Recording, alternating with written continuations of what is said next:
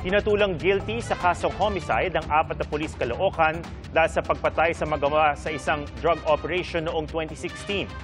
6 hanggang 10 taong pagkakakulong ang sentensya ng Caloocan Regional Trial Court kina Virgilio Cervantes, Arnel de Guzman, Johnson Alacre at Artemio Saguros. Kailangan din nila magbayad ng tig 100,000 piso bilang danyos. Di kumbinsido ang korte sa paliwanag ng 4 na self-defense ang nangyari at una umanong nagpaputok ang magamang Luis at Gabriel Bonifacio.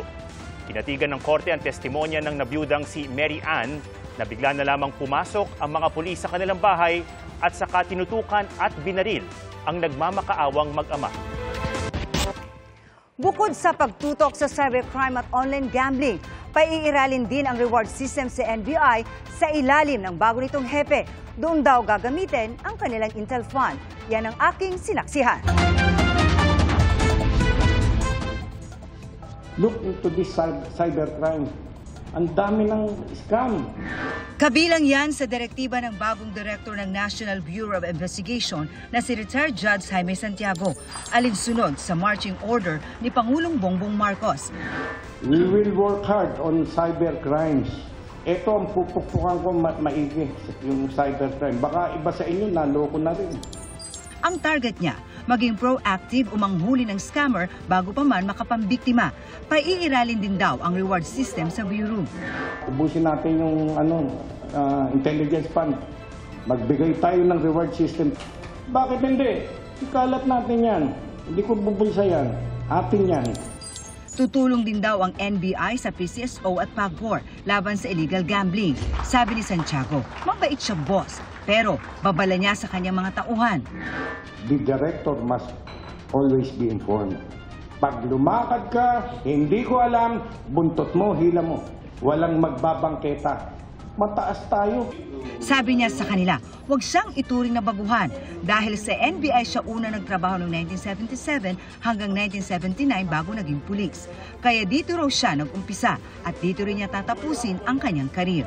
May bili naman si outgoing NBI Director Attorney Medardo de Lemos sa kanyang kapalit. Sana tapusin natin ang naumpisahan natin na efforts ng NBI at ng Department of Justice na maibalik natin dito si Congressman Teles. Inutugis din natin si DG Pantal.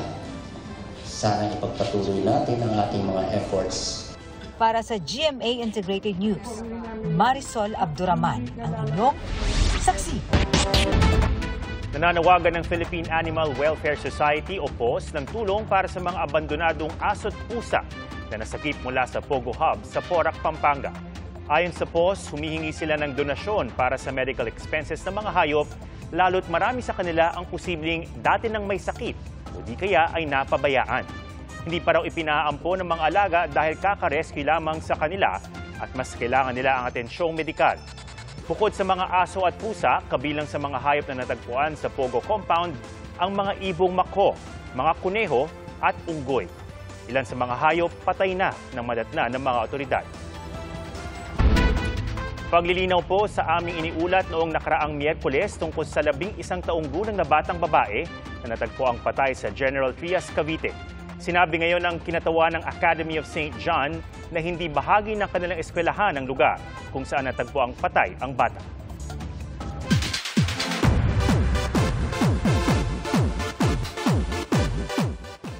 Naghain ng counter-affidavit ang showbiz columnist na si OJ Diaz at co-host niya sa online show. Para yan sa reklamong online libel na inihain ni Bea Alonzo noong Mayo. Nagsampa rin ng counter-charge na perjury ang co-host ni OJ na si Loy Villarama laban sa aktres. Dahil sa complaint affidavit daw ni Bea, pinalalabas na nagsabi si Villarama ng mga mapanirang salita kahit wala naman daw siyang sinabi. Ayon sa abogado ng tatlo, bukas ang kanilang panig sakaling magkaroon ng pag-uusap o mediation. Patuloy na sinisikap ng GMA Integrated News na makuha ang panig ni Bea Alonzo kaugnay nito. Nagpa-excite sa maraming music lovers ang magkasunod na album announcement ni Jimin ng BTS at ang bandang Coldplay. Pinusuan naman ang Pinoy-inspired dress na inirampa ni Heart Evangelista sa Paris. Ating saksihan. Stand out ang Pinoy roots ni Kapuso global fashion icon Heart Evangelista sa kanyang newest fit. Suot ang banig-inspired dress, rumampa si Heart along the streets of Paris. There's more to come para sa mga tagahanga ni Heart dahil magbabalik siya sa big screen. Para yan sa international film na Infamous 6 na ipinasilip niya sa kanyang IG story with caption na, Soon. May newly found home si Rosé ng Blackpink. Kinumpirma ng The Black Label na pumirma sa kanila ng kontrata ang singer para sa kanyang solo activities. Naghahanda na raw si Rosé na ma-meet ang kanyang fans with new music at plano rin daw niyang lumahok sa music activities worldwide. How you like that, Blinks?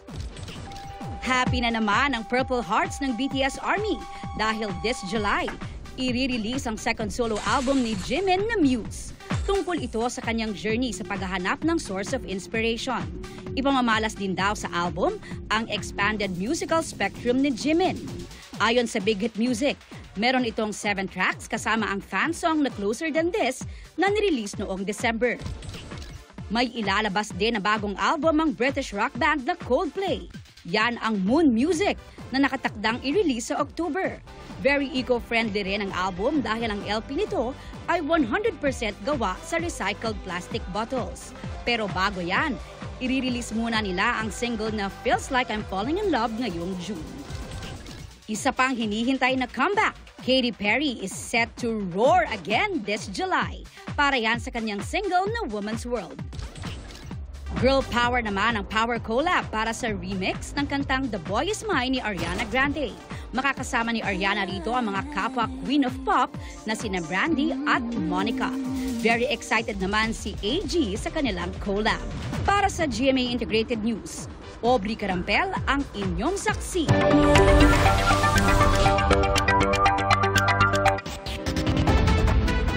Selfie man o larawan ng pagkain, halos lahat pwedeng i-share online. Pero pagdating sa mga pinopost na larawan o video ng mga bata, ano nga ba ang dapat na hangganan? Yan ang pinunsuhan sa Barangay Saksi ni Darlene Kai. Mariing kinondena ng National Privacy Commission ang kumakalat online na video ng isang batang tinutuli. Dapat daw iwasan ng publiko ang pagpo-post ng sensitibong content. Sa panahon kung kailan halos lahat ay sinishare online, hanggang saan lang ba dapat ang pinopost tungkol sa mga bata? Para sa content creator at mommy na si Dr. May, masaya raw laging may post tungkol sa 2-year-old na anak na si Alvia. Kumbaga kahit magiging memories din po siya na kahit tumanda na kami, makikita mo pa rin na ganito pala yung anak nyo, dati ganito yung mga nagagawa niya. Bukod sa online diary, gusto niya ring pinupost ang anak na may disability o club fit para raw ma-educate ang viewers at maka-inspire. Pero alam naman daw niya ang kanyang hangganan. As a mother, syempre security pa rin po nung anak nyo yung dapat #1 priority nyo po. Kabaliktaran naman si Saralyn at Paulo. Mula nang ipanganak ang kanilang baby girl noong nakaraang taon, 3 lang ang post nila sa social media. Nagkaroon talaga kami ng takot na baka kapag pinost namin is makapture siya ng ibang tao. Nire-respeto daw nila ang mga magulang na laging may post ng mga anak sa social media. Pero mas pinili raw nila ang parenting style na iniisip ang security, privacy at well-being ng kanilang baby girl. Tinanong din natin ang ating mga kabarangay saksi, okay bang i-post ang mga bata sa social media? Ano ang hangganan? Sa school, pagka may award siya, sa pag-birthday, ganon. Saka pag may occasion. Minsan natatakot kasi especially now, medyo hindi na ganun ka-safe. Minsan magugulat ka na lang yung mga pictures nyo nasa ibang site, tapos ginagamit nila na hindi mo alam. In public, hindi po. Sa friends lang po, yung parang messenger lang, ganyan. Tinanong din natin ang mga kapuso online. Sagot ng isa, pwede naman. Lalo kapag natutuwa ka sa ginagawa ng mga bata. I-private na lang daw ang post o nakikita lang ng mga kaanak at kaibigan, sabi ng isa pa. Marami na raw kasing child predator sa social media at hindi malabong makuha ang larawan ng mga bata. Kwento ng isa pa, sa hindi malamang dahilan, binigyan siya ng warning ng Meta nang i-upload niya sa Facebook ang mga larawan at video ng 7th birthday ng anak. Simula noon, hindi na raw siya nag-upload ng picture ng kanyang mga anak at nakalock din ang kanyang profile. Ayon sa isang psychologist, normal at ayos lang naman kung gustong i-post ng mga magulang ang mga anak. Pero tulad ng lahat ng bagay, may hangganan din dapat ito. May posibilidad daw kasing magkaroon ng negatibong epekto sa mga bata ang oversharing o kalabisan sa pag-post sa kanila sa social media. Cyberbullying is real.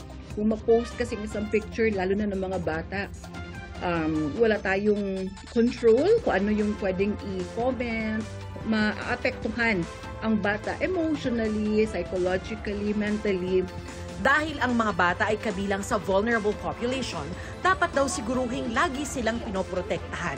Sabi ng NPC, dapat protektahan ang privacy at dignidad ng mga bata sa lahat ng pagkakataon. Para sa GMA Integrated News, ako si Darlene Kai, ang inyong saksi.